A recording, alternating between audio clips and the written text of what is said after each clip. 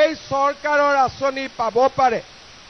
অহা 21 আগষ্টৰ পৰা আমি অসমৰ সমষ্টিয়ে গৈ মহিলা আত্মসহায়ক গ্ৰুপৰ সদস্যসকলক 10,000 টকা কৰি দিয়া কাম আৰম্ভ কৰিম। কিন্তু এই আঁচনিত বহুত মহিলাৰ নাম এতিয়াও সোমোৱা নাই। বহুতৰ নাম আছে, বহুতৰ নাম নাই। কিন্তু আমি অসমত আমাৰ টাৰ্গেট হ'ল 40 লাখ মহিলাক দিয়া। কিন্তু এই আঁচনিত আমি 1250 টকা প্ৰত্যেক মাহত দুখীয়া পৰিয়ালক আমি দিওঁ। এইবাৰ আমি কৈছো যে অৰুণোদয় লগতে আমি সকলো পৰিয়ালক গেছৰ চিলিণ্ডাৰ কিনাৰ কাৰণে আৰু 250 টকা আমি দিম। তাৰ মানে 1250 আৰু 250 টকা 1500 টকা এতিয়া মাহত আমাৰ অৰুণোদয় পৰিয়ালে পাব। এই আঁচনি আমি বিটিআৰত সকলোকে দিব পাৰিম যেতিয়া বিটিআৰ চৰকাৰৰ দায়িত্ব আমাৰ বিজেপি দলৰ হাতত আহি পৰিব। আজি আপোনালোকে জানে যে আমাৰ ইয়াতে কিছু মহিলাই পায়, কিছু মহিলাই নাপায়। কিন্তু আমাৰ দায়িত্ব যাতে সকলোৱে এই চৰকাৰৰ আঁচনি পাব পাৰে। অহা 21 আগষ্টৰ পৰা আমি অসমৰ সমষ্টিয়ে গৈ মহিলা আত্মসহায়ক গ্ৰুপৰ সদস্যসকলক 10,000 টকা কৰি দিয়া কাম আৰম্ভ কৰিম। কিন্তু আমাৰ বিটিআৰতো এই আঁচনিত বহুত মহিলাৰ নাম এতিয়াও সোমোৱা নাই। বহুতৰ নাম আছে, বহুতৰ নাম নাই। কিন্তু আমি অসমত আমাৰ টাৰ্গেট হ'ল 40 লাখ মহিলাক দিয়া। কিন্তু মই বিটিআৰত লিষ্ট চাইছো, যদি জাগিৰোডত 40,000ৰ নাম আছে, বিটিআৰত 10,000 12,000 মহিলাৰ নাম আছে এটা সমষ্টি।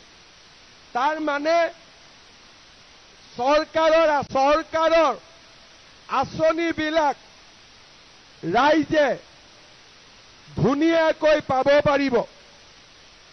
এতিয়া মই মিটিঙত আহিয়েই মই অলপ দেৰি খোজকাঢ়ি গলো। মোক ল'ৰাবিলাকে কি সুধিলে যে মামা পুলিচৰ চাকৰি ৰিজাল্ট কেতিয়া দিব? আৰু কি সুধিলে যে নতুন পোষ্ট কেতিয়া ওলাব? তাৰ মানে আগতেতো নুসুধিছিলে, আজিকালি কিয় সোধে? তেওঁলোকে জানে যে মামাই পুলিচৰ চাকৰিত 1 টকাও কাৰো পৰা ঘোষ নাখায়, দুখীয়া ল'ৰাই চাকৰি পাব। হয়নে নহয়? আজি মানুহে দিছপুৰৰ চাকৰিক বিশ্বাস কৰে যে ইয়াত কৰাপশ্যন নাই, গণ্ডগোল নাই। এতিয়া বিটিআৰৰ মানুহে কোকৰাঝাৰৰ চাকৰিকো বিশ্বাস কৰিব লাগিব। দিছপুৰত বিশ্বাস আছে, কিন্তু কোকৰাঝাৰৰ চাকৰি পাম নে নাপাম, বিনা পইচাত পাম নে নাপাম, মানুহৰ মনত এতিয়াও স্পষ্টভাৱে ধাৰণা পোৱা নাই। মই প্ৰমোদ বড়োকো কৈছো, আগতেও মই সকলো কৈছো যে দিছপুৰৰ চাকৰি যেনেকে গৰীব দুখীয়াই পাব পাৰে, কোকৰাঝাৰৰ চাকৰিও গৰীব দুখীয়াই পাব পাৰিব লাগিব। আৰু যেতিয়া কোকৰাঝাৰৰ চাকৰিও গৰীব দুখীয়াই পাব, ৰাইজে বিটিআৰকো বিশ্বাস কৰিব, কোকৰাঝাৰকো বিশ্বাস কৰিব, দিছপুৰকো বিশ্বাস কৰিব আৰু দিল্লীকো বিশ্বাস কৰিব।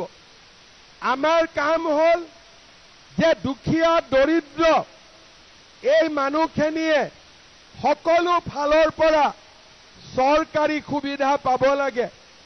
নিযুত মইনা আঁচনিয়ে হওক, মহিলা উদ্যমিতাই হওক বা অৰুণোদয়ে হওক, প্ৰধানমন্ত্ৰীৰ ঘৰ আমাৰ দুখীয়া দৰিদ্ৰ ৰাইজে পাব লাগে। আৰু তেতিয়া দুখীয়া দৰিদ্ৰ মানুহে পাব যেতিয়া আমাৰ কোকৰাঝাৰ, ওদালগুৰি, তামুলপুৰ, বাস্কা, চিৰাঙতো বিজেপি দলে দায়িত্ব ল'ব পাৰিব। যেতিয়ালৈকে বিজেপিয়ে দায়িত্ব নল'ব তেতিয়ালৈকে দুখীয়া মানুহে নাপাব।